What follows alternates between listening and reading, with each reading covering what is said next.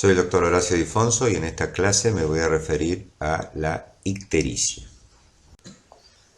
Definimos ictericia como la coloración amarilla de la piel y de las mucosas causada por un aumento de la concentración plasmática de bilirrubina. La concentración plasmática de bilirrubina total, bilirrubina sérica, es de 0,2 a 0,9 miligramos por decilitro en el 95% de la población. Es menos de 1 miligramo por decilitro en el 99% de la población y en condiciones fisiológicas la bilirrubina directa representa menos del 15% de la total. Repasemos el metabolismo de la bilirrubina.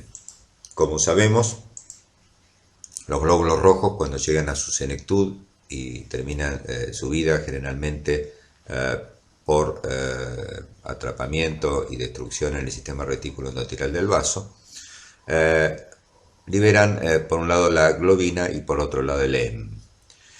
El hemo, por acción de dos enzimas, se transforma en la bilirrubina no conjugada. La bilirrubina no conjugada es conjugada en el hígado a través de dos procesos enzimáticos, y la bilirrubina conjugada es transportada a la bilis, pasa hacia el intestino, una parte pequeña se reabsorbe y hace el circuito enterohepático de reciclamiento, otra parte se transforma en urobilinógeno y se elimina por los riñones, y la parte que no vuelve al hígado ni se elimina por los riñones se transforma en estercobilinógeno que se excreta en la materia fecal. Dijimos entonces que por definición la ictericia es la coloración amarilla o amarillenta de piel y mucosas. Ahora bien, es más fidedigna observar esta coloración para diagnosticar o sospechar clínicamente ictericia en las mucosas que en la piel, porque en la piel puede tener, variaciones de esa coloración no debidas a hiperbilirrubinemia, por ejemplo, por cuestiones raciales. Y a nivel de las mucosas, probablemente el lugar más adecuado para observar esa coloración amarilla es la conjuntiva ocular, tanto la conjuntiva tarsal y sobre todo la conjuntiva vulvar, o sea, la conjuntiva que recubre la esclerótica, como ven en esta foto, donde se ve claramente amarillenta. Las mucosas de la cavidad oral u otras mucosas también sirven para observar la coloración amarilla de la ictericia, pero es más fácil de verla en la conjuntiva ocular. En la piel, como les decía, aparte de factores raciales, puede haber otras causas de coloración amarillenta que, como vamos a ver, que no se deben a la bilirrubina. En esta foto vemos una ictericia muy evidente con coloración amarilla de la piel, de los párpados, alrededor del ojo, y por supuesto una coloración amarilla muy evidente de la conjuntiva tarsal y de la conjuntiva vulvar. Cuando uno ve un paciente con ictericia, además de la coloración amarilla de piel y mucosa, ya el examen general del paciente puede estar mostrándonos indicios de cuál puede ser la causa de la ictericia. Fíjense, por ejemplo, en este paciente que está claramente ictérico, no vemos los ojos porque están tapados, pero fíjense la piel claramente amarilla.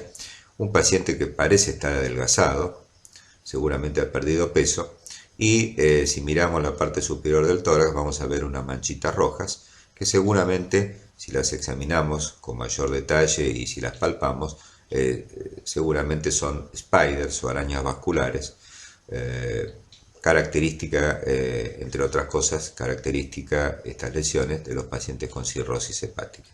Así que podría ser que este paciente esté ictérico por una cirrosis descompensada.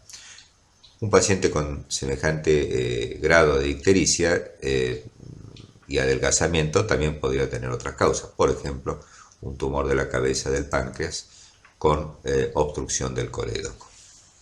O sea, además de observar la coloración amarilla y sospechar la ictericia, que después habrá que comprobarla en el laboratorio, el examen clínico general, desde la apariencia global del paciente hasta el examen físico completo, ya nos va a dar una orientación seguramente de la causa de la ictericia en muchos casos. La observación de la piel, como les decía, es menos fidedigna que de las mucosas, porque incluso el tipo de luz con que uno esté observando al paciente puede influir y con la coloración propia del paciente para hacerla más o menos amarillenta. Fíjense que entonces la comparación con la piel, en este caso la palma de la mano del observador, grafica cómo hay una coloración claramente diferente. Quizás en esta foto no es la mejor para comparar, porque la palma de la mano a su vez, en este caso la palma del observador, tiene distintos tipos de coloración dependiendo de otros factores, tales como el tenor de hemoglobina, ciertos consumos alimentarios, etc. Pero bueno, comparar ante casos no tan evidentes la coloración de la piel con la coloración de la piel supuestamente normal del observador, puede también llevarnos a conclusiones acertadas. La ictericia es coloración amarillenta o amarilla de la piel por aumento de la bilirrubina, pero no todas las personas que tienen coloración amarillenta de la piel tienen ictericia. Este dibujito, por supuesto, cómico, representa para recordar que no todo lo que es amarillo en la piel siempre es ictericia. Esto último que hemos dicho es válido sobre todo para una causa bastante frecuente de coloración amarillenta de la piel, sobre todo, como se ve en esta foto, en la palma de las manos y también en la planta de los pies, una coloración amarillenta, a veces con un tono anaranjado, fíjense comparado con una palma normal, y que no se debe a ictericia. Seguramente si observamos las mucosas de este paciente, como la conjuntiva, la mucosa de la conjuntiva oral, veremos que no está amarillenta. Bueno, esta situación de las palmas de las manos y plantas de los pies es muy característica de la hipercarotinemia, o sea, cuando uno tiene un exceso de carotenos en la sangre, y los carotenos provienen de la alimentación. Algunos vegetales tienen una importante cantidad de carotenos, y la gente que consume muchos de estos vegetales, que básicamente son el zapallo y la zanahoria, frecuentemente tienen hipercarotinemia y coloración amarillenta con un tinte anaranjado, a veces más marcado, en plantas y palmas.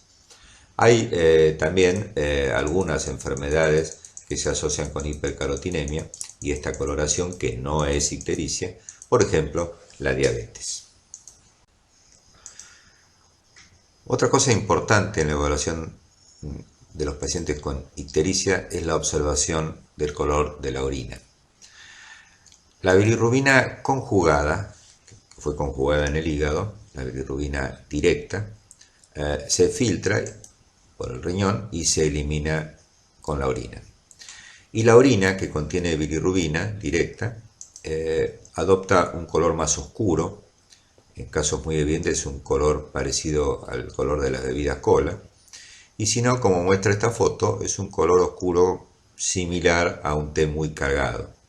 Fíjense la comparación con la orina normal, que podrá ser más o menos amarillenta según su concentración, y la orina más oscura de la bilirrubinuria, que repito, solo se da, también se llama coluria a esta situación, cuando hay aumento de la bilirrubina directa, o sea, la bilirrubina conjugada.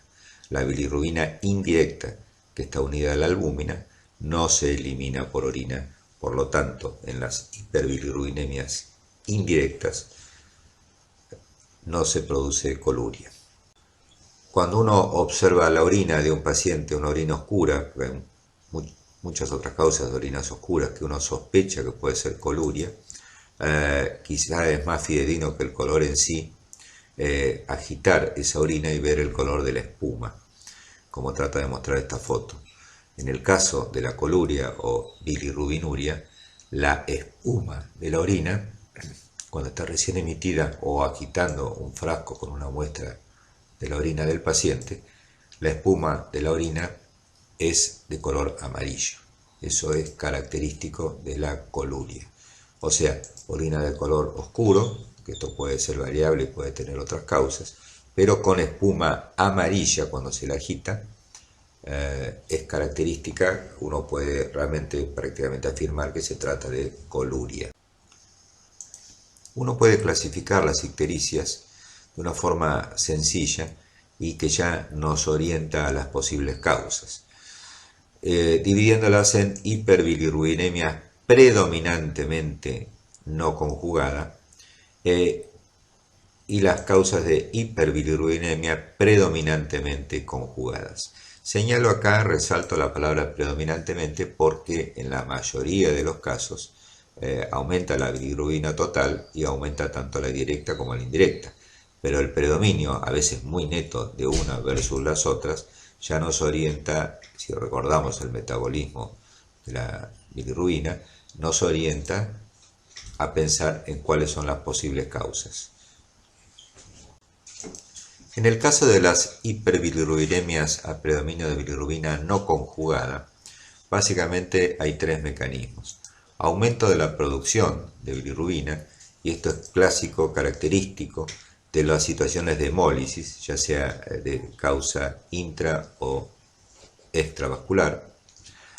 La extravasación de sangre en tejidos, pacientes que tienen hematomas múltiples, a veces en los postquirúrgicos, hay un aumento de la oferta de glóbulos rojos y producción de bilirrubina.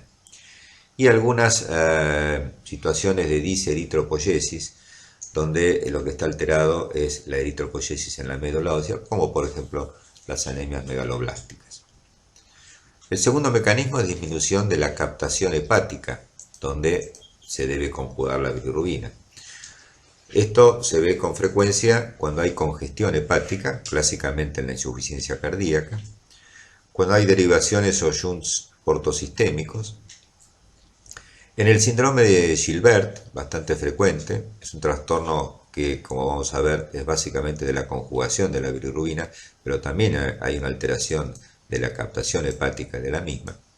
Y algunos fármacos, como la rifampicina, que se utiliza en el tratamiento de la tuberculosis o en otras infecciones, pueden provocar también disminución de la captación hepática.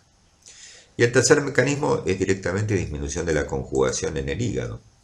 Hay un síndrome también congénito, el síndrome de Krieger-Najjar, que tiene dos tipos, tipo 1 y tipo 2. El tipo 1 solo se ve en niños pequeños y es el más grave. En general no hay adultos porque no se puede llegar a la vida adulta con un síndrome de Krieger-Najjar tipo 1. Pero el síndrome de Krieger-Najjar tipo 2 es más leve y hay pacientes adultos jóvenes en general con hiperbilirrubinemias a predominio indirecta debido a este síndrome. Más frecuentemente aún es el mencionado síndrome de Gilbert, donde hay un trastorno de la conjugación, además de un trastorno de la captación hepática, e incluso hay una discreta disminución de la sobrevida de los glóbulos rojos. Todo esto contribuye a aumento de la bilirrubina indirecta. El síndrome de Gilbert es bastante frecuente en gente joven, y lo que hay que recordar es que aumenta la bilirrubina indirecta, pero en general a valores no muy altos. Generalmente un paciente con síndrome de Gilbert, si esa es la única causa de hiperbilirrubinemia, no tiene más de 3 miligramos de bilirrubina a predominio indirecta en la sangre. Si tiene más de eso y es un trastorno de la conjugación, posiblemente sea un síndrome de Krieger-Najjar, pero de tipo 2. Bueno, disminución de la conjugación se puede ver en los neonatos, en la ictericia neonatal, en algunas hepatopatías crónicas, en el hipertiroidismo, que ocasionalmente se acompaña de ictericia, y dentro de los fármacos, los estrógenos, la suplementación de estrógenos farmacológica puede provocar también aumento de la bilirrubina indirecta por disminución de la conjugación hepática. De estas tres causas debemos recordar siempre los trastornos de hemólisis, la extravasación de sangre y tejidos, la congestión hepática, el síndrome de Gilbert y las hepatopatías crónicas. Cuando la ictericia se debe a hiperbilirubinemia conjugada, entramos en el capítulo general de la colestasis. La colestasis es el impedimento, retardo u obstrucción del flujo biliar y puede ser de causa extrahepática por obstrucción de los conductos biliares o de causa intrahepática. Dentro de las colestasis extrahepáticas, las causas más comunes son, por supuesto, la litiasis biliar, los tumores de la vía biliar, de la ampolla de Vater o de la cabeza del páncreas, o tumores alrededor del hilio hepático, por ejemplo por adenopatías que compriman la vía biliar. La colangitis esclerosante, que es una entidad de tipo autoinmune que va fibrosando los conductos biliares, sobre todo los pequeños, pero también los principales. Parecida a ella es la llamada colangiopatía del SIDA, o sea, los pacientes que tienen síndrome de inmunodeficiencia adquirida por VIH pueden tener, entre otras manifestaciones biliares, una forma de colangitis esclerosante. Las pancreatitis agudas y las pancreatitis crónicas a veces se acompañan de ictericia. En el caso de las agudas es más probable que no sea por la pancreatitis en sí, sino por la causa, generalmente la litiasis biliar. Pero a veces el edema pancreático de la pancreatitis produce compresión de la vía biliar. En el caso de las pancreatitis crónicas hay algunas formas llamadas pseudotumorales que agrandan la cabeza del páncreas y se comportan como si fuera un tumor de páncreas y en realidad es una inflamación crónica. Las estenosis postquirúrgicas, siempre hay que tener en cuenta si un paciente tiene antecedentes de cirugía de la vesícula y de la vía biliar y tiene ictericia, que pueda tener por una lesión quirúrgica y la cicatrización posterior alguna estrechez de la vía biliar y tener una hiperbilirubinemia conjugada. Y es raro, pero existe la ictericia por obstrucción al flujo biliar provocada por parásitos intestinales como el ascaris, que desde el intestino se introducen al colédoco. Esto, por supuesto, es poco frecuente, pero existe. En cuanto a las hiperbilirubinemias conjugadas por colestasis intrahepática, o sea que la causa no está en la vía biliar extrahepática, tenemos unas cuantas.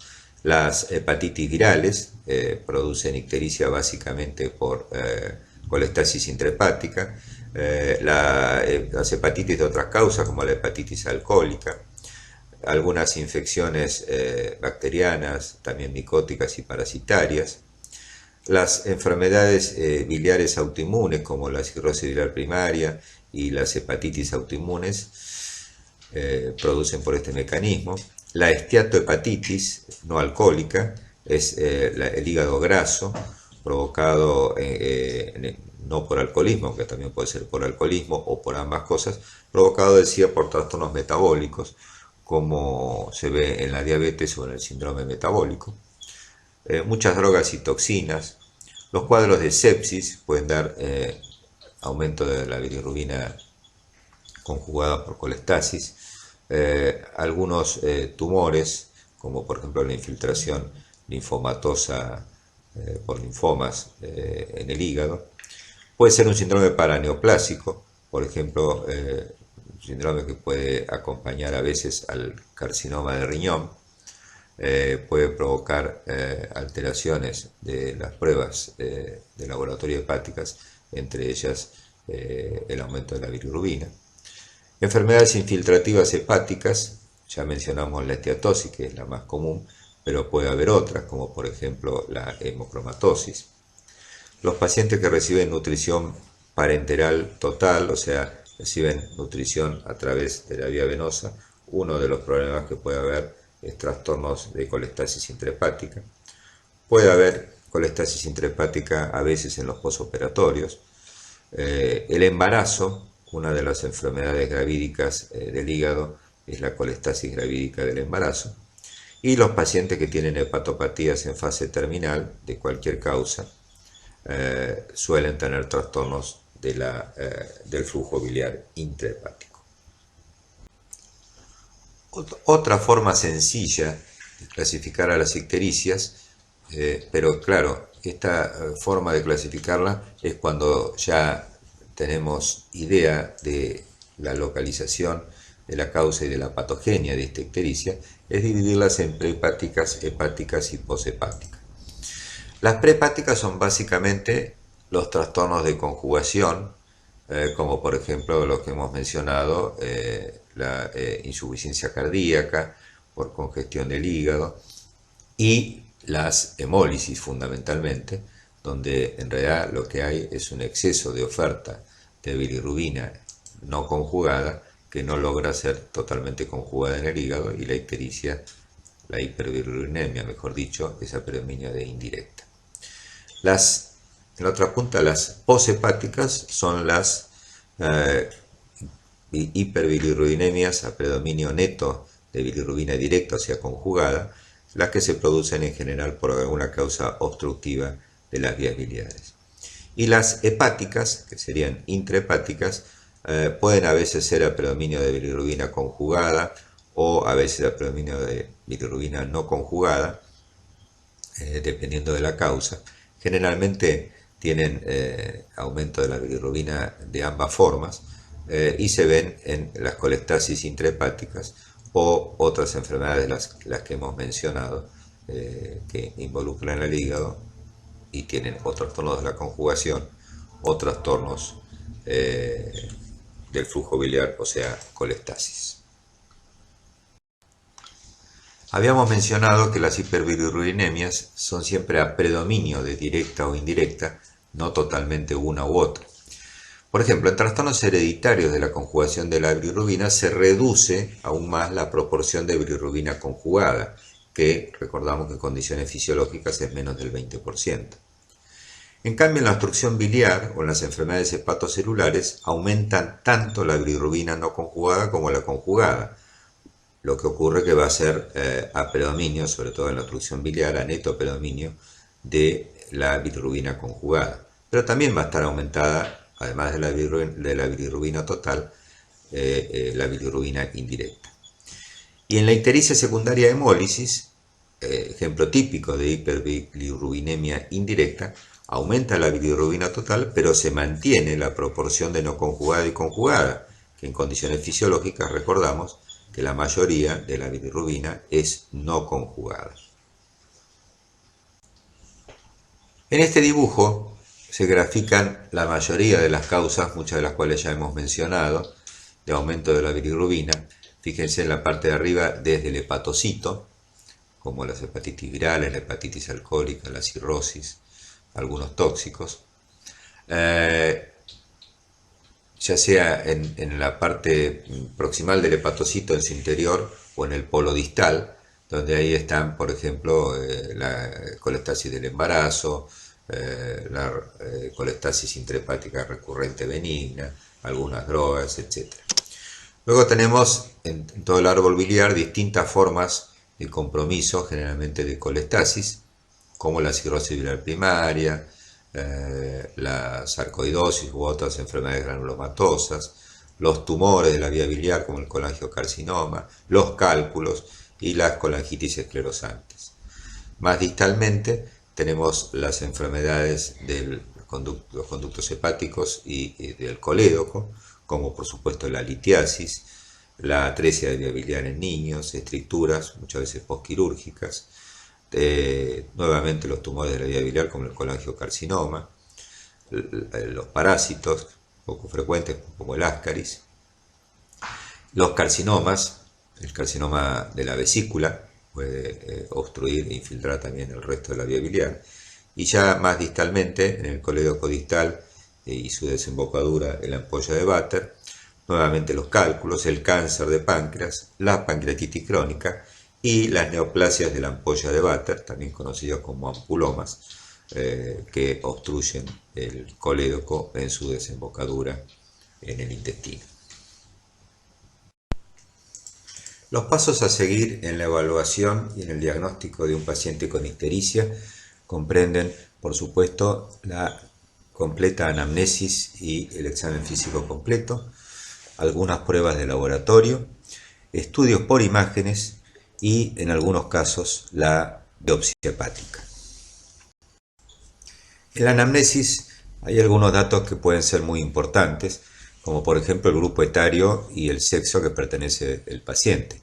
No es lo mismo una ictericia en un paciente muy joven, que por ejemplo puede ser una anemia hemolítica congénita, o en un paciente adulto o en un paciente anciano, donde la patología tumoral tiene más prevalencia.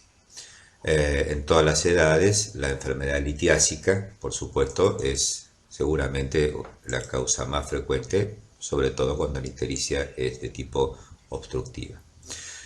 El género también tiene importancia porque algunas enfermedades hepáticas son netamente prevalentes o más prevalentes en el sexo femenino.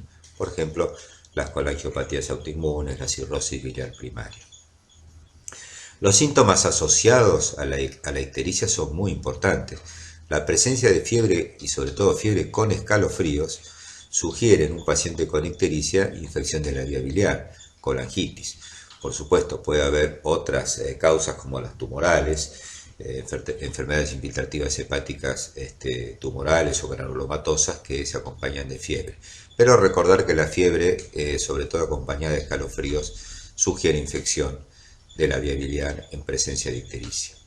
El dolor, generalmente en el hipocondrio derecho, puede deberse a distensión de la cápsula hepática en situaciones de hepatomegalia congestivas o enfermedades inflamatorias del hígado, pero el dolor todavía es más frecuente en enfermedades de la vesícula, enfermedad litiásica o infecciones de la vesícula y vía biliar, o puede estar relacionado con enfermedad pancreática, en las pancreatitis agudas o en los tumores de páncreas. La astenia y anorexia son muy inespecíficos, pero bueno, es característico que los pacientes con hepatitis viral y de otras causas, como puede ser hepatitis alcohólica, se presenten con una marcada astenia, con anorexia, incluso a veces con vómitos. La pérdida de peso muy significativa asociada a la ictericia, bueno, puede significar varias cosas, pero entre ellas enfermedad tumoral, como por ejemplo la relacionada con tumores de páncreas. Ya hemos hablado de la coloración de la orina, la presencia de coluria, en general se vincula con hiperbilirrubinemia directas, mientras que las hiperbilirrubinemia a predominio indirecto no se acompañan de coluria. En el caso de las heces hipocoloreadas, de color amarillento blanco, es porque tienen ausencia de esterco bilinógeno. Y eso puede ocurrir también en las ictericias obstructivas. Esto se denomina acolia. Entonces, en una ictericia de tipo obstructiva es frecuente encontrar coluria acompañada de acolia. Y esto puede estar referido por los pacientes. Hay que interrogar adecuadamente todas las medicaciones que un paciente ingiere porque puede ocurrir que algunas de esas medicaciones sean hepatotóxicas y que provoquen ictericia por toxicidad hepática. Algunos antibióticos, los antituberculosos, los antiinflamatorios no esteroides, etc. La lista es larga, pero hay que investigar bien qué medicación toman los pacientes. Lo mismo que el uso de drogas, en este caso referido a drogas de uso ilícito, porque la adicción a ciertas drogas puede provocar toxicidad hepática.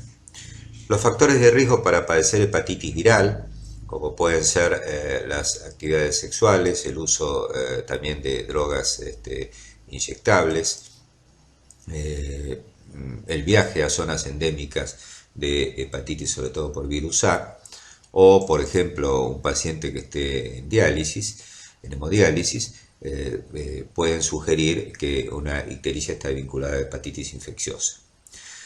Cirugías previas, como dijimos antes, si el paciente ha tenido una cirugía hepatobiliar, puede llegar a haber tenido una lesión de la vía biliar que ahora se esté manifestando por una estenosis cicatrizaria y la presencia de ictericia. La historia de enfermedades hereditarias, algunas hepáticas, otras hematológicas, puede vincularse con el cuadro de ictericia actual. Es muy importante la serología de HIV o VIH, porque ahí se abre un espectro amplio de posibilidades ante un paciente HIV positivo con ictericia. Como hemos mencionado, los viajes, sobre todo a zonas endémicas de hepatitis, y algunas otras viajes a localidades o situaciones que estén expuestos a otras infecciones, como por ejemplo leptospiras, puede ser importante. Y la exposición a cualquier tóxico, por ejemplo tóxicos ambientales o tóxicos como por ejemplo algunos hongos tóxicos, pueden provocar cuadros de ictericia, generalmente o muchas veces acompañados de hepatitis graves.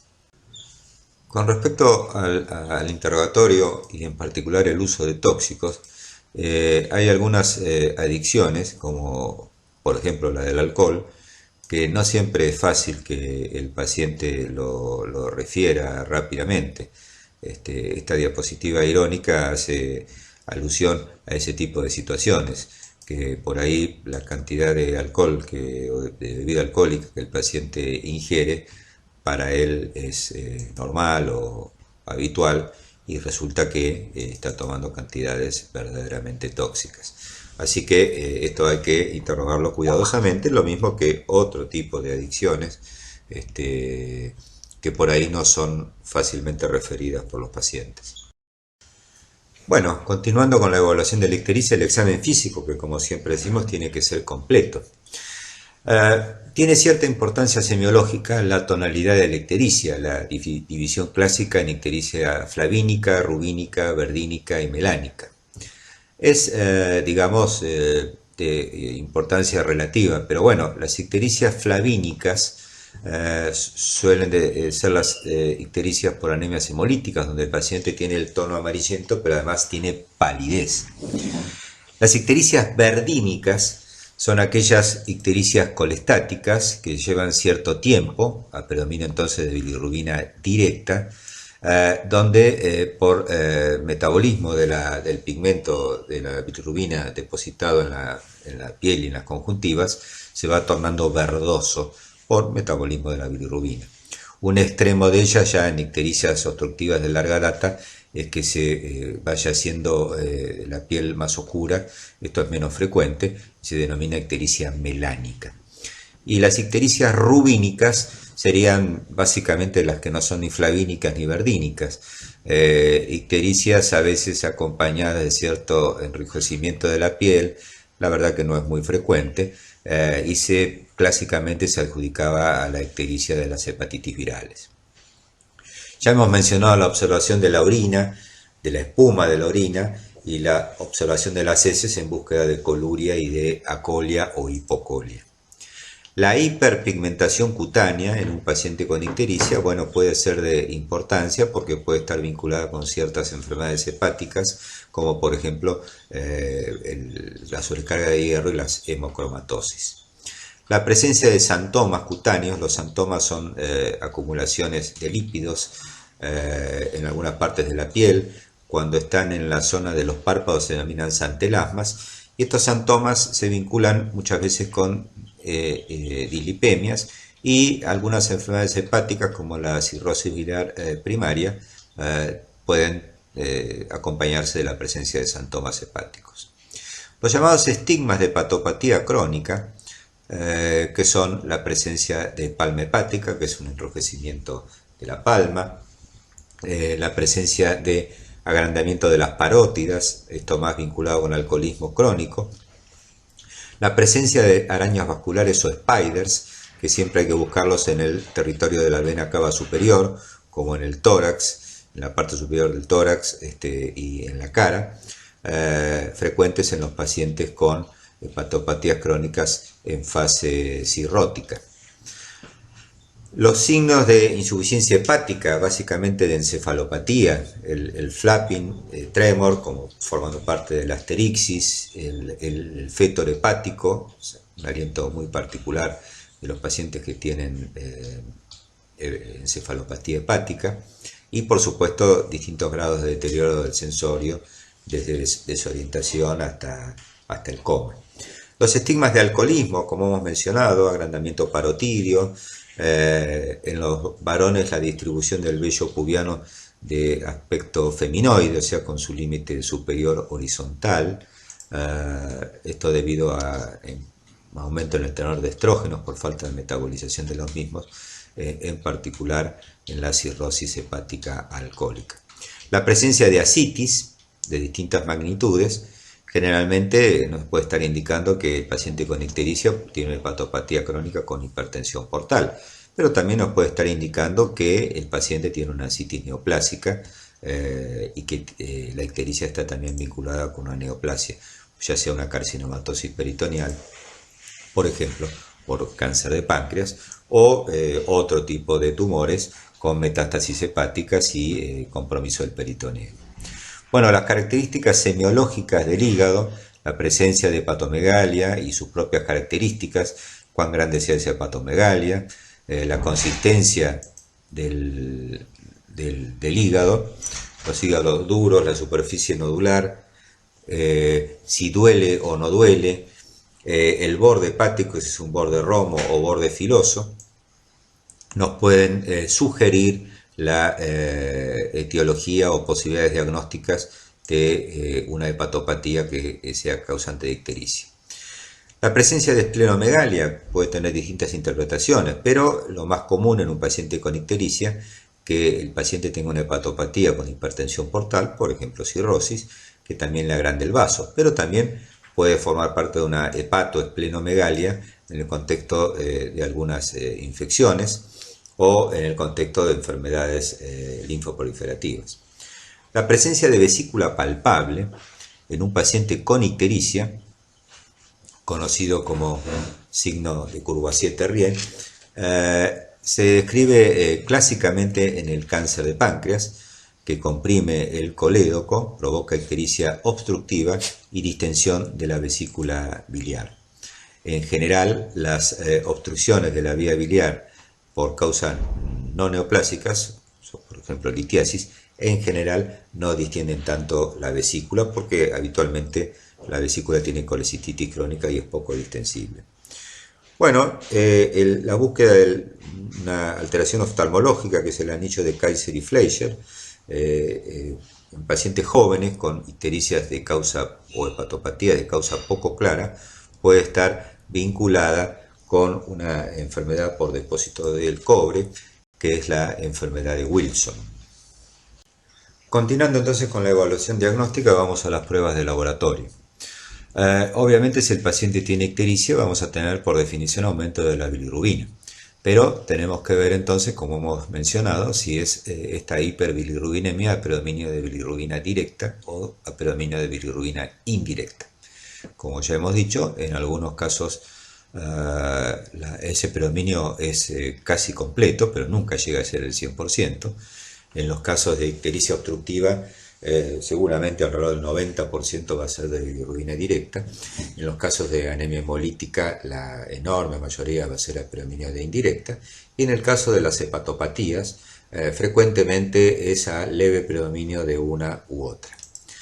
La elevación de las enzimas que en general marcan necrosis hepática, como la transaminasa glutámico-oxalacética y la glutámico-pirúvica, nos están indicando, bueno, la presencia de un proceso inflamatorio con necrosis, pero también es frecuente que estas enzimas se eleven cuando hay una causa obstructiva,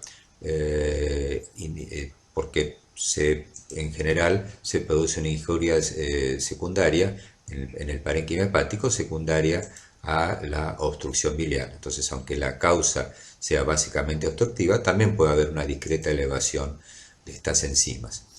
Cuando las enzimas de necrosis se deben a hepatopatías frecuentes como las virales, la hepatitis viral, en general es a neto predominio de la TGP por sobre la TGO. Pero cuando son tóxicas y muy en particular con la hepatopatía alcohólica, y específicamente la hepatitis alcohólica aguda, la elevación de las transaminasas suele ser a predominio de la TGO por sobre la TGP. Bueno, las enzimas que marcan colestasis, ya sea intrahepática o extrahepática por obstrucción biliar, son básicamente tres que usamos en la práctica: la fosfatasa alcalina, la gamma-glutamiltraspeptidasa o gamma-GT y la 5'-nucleotidasa. En el caso de la fosfatasa alcalina, es una enzima que se puede presentar elevada en varios tipos de patologías de muy distinta índole porque tiene distintos orígenes. Uno de ellos es el sistema hepatobiliar. Pero el otro origen frecuente de elevación de la fosfatasa alcalina es en patologías óseas, sobre todo patologías óseas con aumento de la actividad osteoblástica. Justamente las otras dos enzimas, la gamma-GT y la 5-nucleotidasa, nos son útiles para que ante la elevación de la fosfatasa alcalina, si no es muy evidente la causa, si estas dos enzimas o alguna de estas dos enzimas también están elevadas, bueno, nos están indicando que muy probablemente la elevación de la fosfatasa alcalina sea de origen hepático. Mientras que si la gamma-GT y la 5-nucleotidasa son normales, quizás, y siempre marcado en el cuadro clínico correspondiente, la fosfatasa alcalina elevada sea de origen óseo. También se pueden dosar las isoenzimas de fosfatasa alcalina para ver si es hepática u ósea, pero eso es mucho más engorroso en el laboratorio y habitualmente no disponible. Bueno, la otra enzima, la láctico deshidrogenasa, también tiene muchas fuentes de origen, pero bueno, por ejemplo, en las anemias hemolíticas, la LDH elevada es característica porque una de las fuentes de esta enzima son justamente los glóbulos rojos. También puede estar elevada la láctico deshidrogenasa en algunas enfermedades hepáticas y es bastante frecuente que en las hepatomegalias congestivas, por ejemplo por insuficiencia cardíaca, además de tener elevación de las transaminasas y a veces de la fosfatasa alcalina, suele haber elevaciones bastante más importantes de la LDH en ausencia de trastornos hemolíticos. Los estudios de coagulación, que básicamente los factores de coagulación dependen de la síntesis hepática, son muy importantes para valorar la función hepática. Así que el tiempo de protrombina, que depende de los factores de coagulación K-dependientes, suele estar descendido en las hepatopatías agudas o crónicas severas, pero como puede estar también descendido cuando nos falta vitamina K, aunque la función hepática sea normal, por ejemplo ante una mala absorción de vitamina K o algunos fármacos, es muy útil el dosaje del factor 5, porque el factor 5 de la coagulación es de síntesis hepática, pero no es un factor K dependiente, de manera tal que ante un tiempo de protrombina bajo, uno puede dosar los factores K dependientes, que son el 2, el 7, el 9 y el 10, y van a estar descendidos. Pero si el factor 5 también está descendido, eso nos está indicando que no, lo que falta no es vitamina K, sino un trastorno de la síntesis hepática por insuficiencia hepática. El proteinograma electroforético también es útil porque nos puede mostrar en hepatopatías crónicas, como en la cirrosis, descenso de la albúmina, o sea, hipoalbuminemia, y frecuentemente en hepatopatías, sobre todo de origen inmunológico, como la hepatitis crónica autoinmune, la cirrosis de la primaria, pero también en la hepatopatía alcohólica suele haber aumento de las gamma globulinas de tipo policlonales. En la cirrosis suele haber también una superposición en la corrida electroforética de las beta globulinas y las gamma globulinas, lo que se llama fusión beta-gamma, ambas aumentadas, pero fusionadas, que es bastante característico de la cirrosis hepática. Bueno, el examen de orina, ya hemos hablado de su coloración. La ausencia de urobilinógeno en orina significa que no llega al tubo digestivo luego de la reabsorción en el tubo gastrointestinal, y la ausencia entonces de urobilina y urobilinógeno en orina hablaría de obstrucción de la vía biliar, pero en general no se utiliza en la práctica por ese motivo. Ya dijimos que en orina solo puede aparecer la bilirrubina directa, la indirecta no se filtra por el riñón. Bueno, y otros elementos de la orina, si son patológicos, nos pueden orientar a distintas enfermedades sistémicas que pueden afectar el hígado. Y bueno, y otras pruebas ya más dirigidas a la sospecha etiológica van a ser las serologías virales para los virus hepatotropos, virus A, virus B, virus C, por supuesto la serología para VIH, las pruebas de hemólisis, las distintas pruebas de hemólisis que verán en la respectiva clase, para demostrar si existe un trastorno hemolítico y de qué patogenia es, o de qué causa. la presencia de autoanticuerpos en hepatopatías crónicas autoinmunes, etcétera, otro tipo de estudios de laboratorio ya más dirigidos a determinar cuál es la causa de una ictericia que ya hemos determinado si parece ser prehepática, hepática o poshepática. En cuanto a los estudios de imágenes en el diagnóstico diferencial de una ictericia, tenemos varias opciones, veremos algunas imágenes seguidamente. El estudio más sencillo, más económico, no invasivo y que es muy eficaz para observar sobre todo la vesícula y su contenido, y también, aunque en menor medida, la vía biliar y la cabeza del páncreas, es la ecografía. La ecografía nos puede mostrar bien si la vesícula está distendida o no, si su pared tiene signos inflamatorios y si tiene litiasis en su interior. También nos puede mostrar con bastante fidelidad si la vía biliar intra y o extrahepática está dilatada. Tiene un poco menos de sensibilidad, pero también nos puede mostrar en el conducto biliar principal, en el colédoco, si está ocupado por litos o no. También nos puede estimar el tamaño y o la presencia de una masa en la cabeza del páncreas. Un perfeccionamiento de la ecografía es la ecoendoscopía, donde el transductor ecográfico se introduce mediante un eco o mediante una endoscopía y ahí logra ver muy de cerca la zona del colédoco, sobre todo en su parte distal, pero también proximal, la zona de la ampolla de Vater, la cabeza del páncreas y el interior del colédoco. Es un estudio muy sensible y específico, pero no es fácil no está al alcance de obtenerlo siempre porque no se hace en todos lados la ecoendoscopía. La tomografía computada es muy útil para ver, por supuesto, el parénquima hepático, la presencia de dilatación de la vía biliar, la vesícula biliar y el páncreas. La resonancia magnética y la colangioresonancia son estudios también muy sensibles y específicos, sobre todo la colangioresonancia, para ver el árbol biliar y el interior del mismo. En casos en que la ecografía no pueda definir si existe o no y dónde está y cuál es la causa de una obstrucción de la vía biliar, probablemente la colangioresonancia puede hacerlo. Es un estudio también no invasivo, pero tiene la desventaja de su costo económico y que tampoco está disponible en todos lados, aunque cada vez es más frecuente que, digamos, o cada vez está más difundido que uno pueda hacer estudios por resonancia magnética. Bueno, la colangiopancreatografía endoscópica retrógrada consiste en la introducción de un endoscopio que tiene visión lateral en su extremo distal. Se identifica la ampolla de Vater, se coloca el endoscopista, habitualmente un gastroenterólogo, coloca un pequeño catéter en la parte distal del colédoco, inyecta sustancias de contraste y permite ver la presencia de dibujar el árbol biliar con el contraste y ver la presencia de obstrucciones, de litiases, de irregularidades, por ejemplo en casos de tumores o de colangitis esclerosante.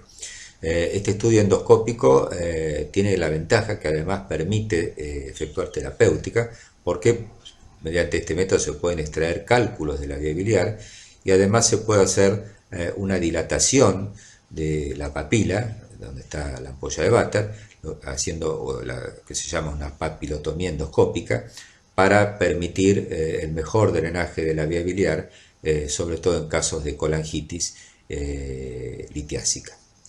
Y finalmente la colangiografía transparietohepática por vía percutánea consiste en canalizar un conducto biliar intrahepático que debe estar dilatado para poder hacerlo, bajo control ecográfico habitualmente, puede ser tomográfico también. Se coloca un catéter en ese conducto biliar, se inyecta contraste, pero digamos desde arriba, no como en la retrógrada endoscópica, que es desde el colédoco distal, acá es desde un conducto biliar intrahepático.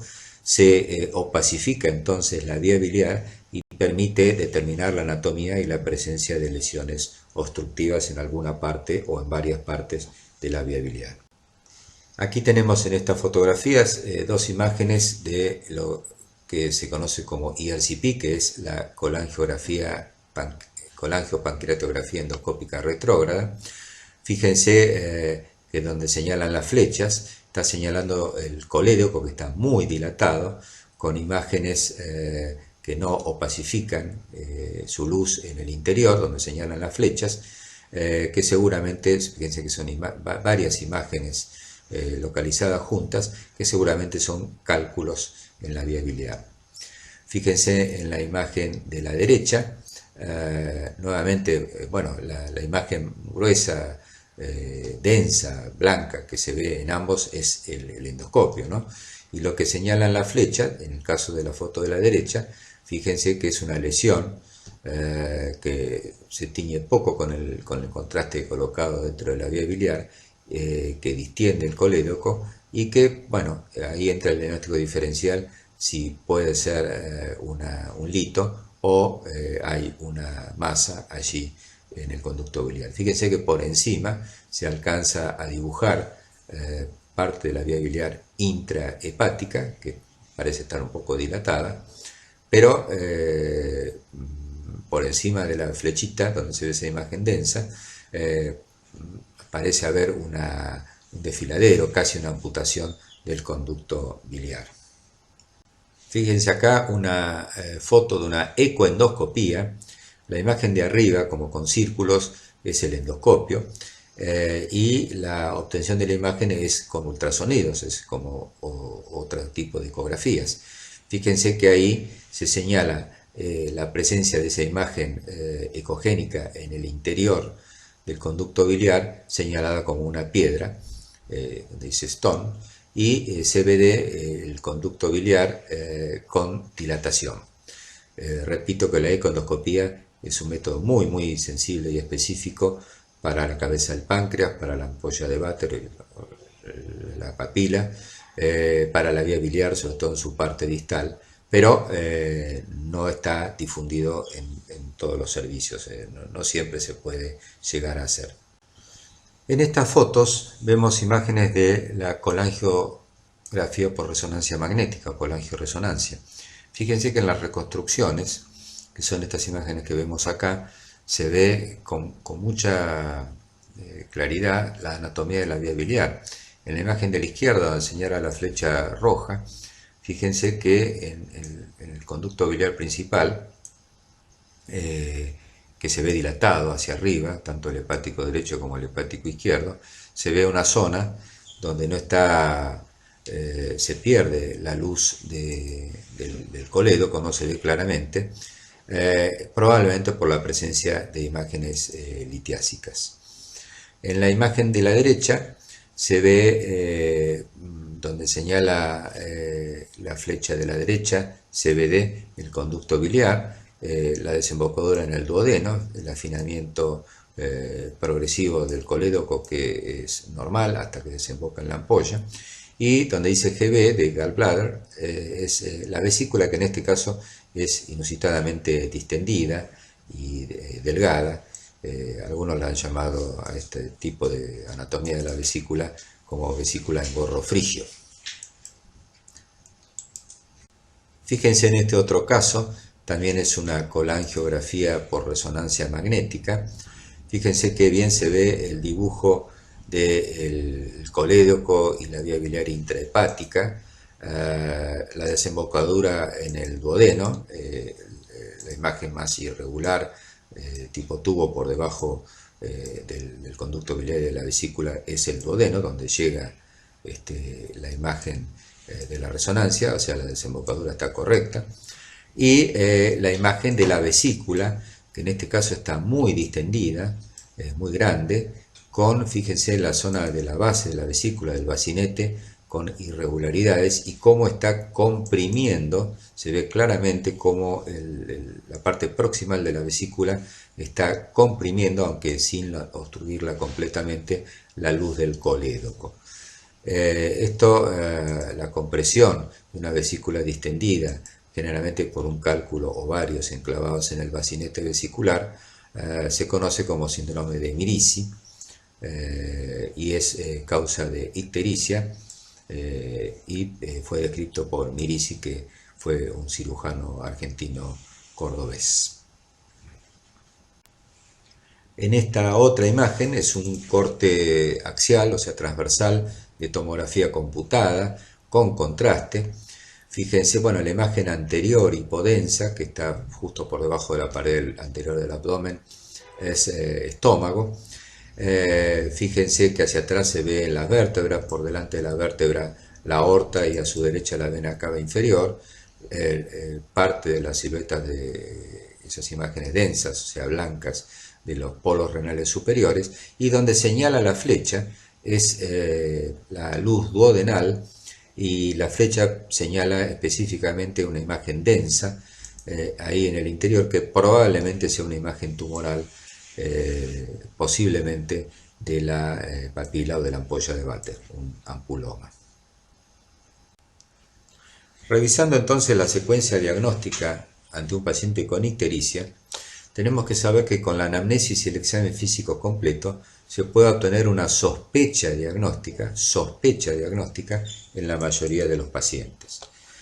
Considerando el laboratorio básico, además de lo previo, hemograma, hepatograma, proteinograma y una ecografía hepatobiliar, se diagnostican alrededor del 80% de los casos de ictericia y después se ve su solución. En el resto de los casos se necesitarán otras pruebas diagnósticas como distintos tipos de serologías, tomografía computada, resonancia magnética o colangiografía endoscópica retrógrada o ecoendoscopía.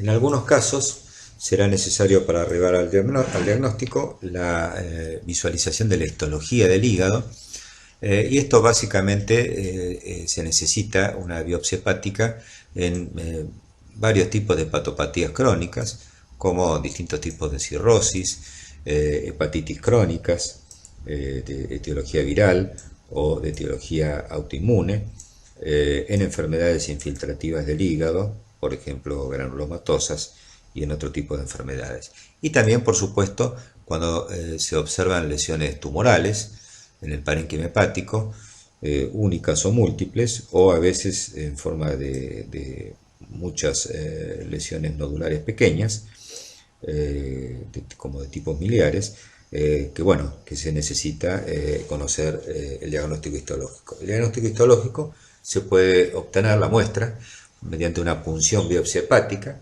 habitualmente controlada por ecografía, dirigida hacia una lesión visible, o en el caso de hepatopatías difusas, se toman una o dos muestras en los lóbulos hepáticos. También puede ser obtenida cuando el paciente requiere una intervención mediante la laparoscopía, con la visualización de la superficie hepática y toma de varias biopsias, o en el contexto de una laparotomía, cuando el paciente requiere intervención quirúrgica. Bueno, para ir finalizando, vamos a analizar, de acuerdo a lo que hemos estado explicando, algunas situaciones clínicas típicas de casos de ictericia. Fíjense el primero: si estamos ante una hiperbilirrubinemia indirecta leve, con enzimas hepáticas normales y asintomática, debemos considerar en primer lugar trastornos congénitos de la conjugación, como el mencionado síndrome de Gilbert, la reabsorción de hematomas, por ejemplo en los posoperatorios, y los trastornos hemolíticos. En el caso de una hiperbilirrubinemia indirecta con enzimas normales hepáticas, con láctico deshidrogenasa elevada y anemia, tenemos que considerar los trastornos hemolíticos. Y en el caso de hiperbilirrubinemia, tanto directa como indirecta, entre comillas mixta, puede ser a leve predominio de una u otra, con transaminasas elevadas, con o sin elevación de la fosfatasa alcalina y con alteraciones semiológicas hepáticas, considerar hepatopatías agudas o crónicas de tipo inflamatorias, congestivas, infiltrativas, tóxicas o tumorales. Si estamos ante una hiperbilirrubinemia a predominio de bilirrubina directa, acompañada de fiebre, dolor abdominal, escalofríos y fosfatasa alcalina elevada, considerar que es muy probable que sea una obstrucción extrahepática litiásica que se complicó con colangitis. Y si estamos ante una hiperbilirrubinemia directa, acompañada de vesícula palpable, fosfatasa alcalina elevada y pérdida de peso, considerar que se trata de una obstrucción también extrahepática, pero de tipo neoplásica, básicamente un cáncer de la cabeza del páncreas. Bueno, hemos revisado el tema de ictericia, haciendo hincapié en los pasos de la evaluación diagnóstica y su diagnóstico diferencial y ejemplificando con las situaciones clínicas más típicas. Muchas gracias.